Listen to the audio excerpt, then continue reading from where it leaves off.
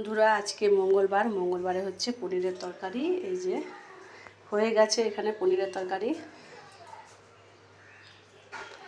জলটা ফুটে যাবে, এবার গরম মশলা দিয়ে নামিয়ে দেবো। এখানে হয়েছে পেঁপে দিয়ে ডাল, মুগ ডাল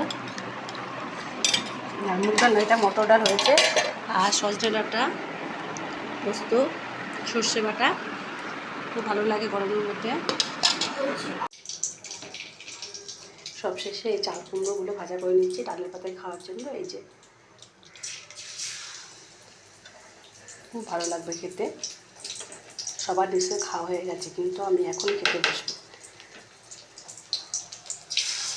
দুটো করে নিচ্ছি। সবশেষে গুঁড়ো করে চাল কুমড়ো ভাজা করে নিয়েছি, এবার ডালের পাতায় খেতে খুব ভালো লাগবে। ডাল, পনির ভাজা, আর এই যে ভাত, আর তার সাথে এই যে সজনে ডাঁটা, আলু, সর্ষে বাটা। সবাইকে জানাচ্ছি শুভ দুপুরের শুভেচ্ছা।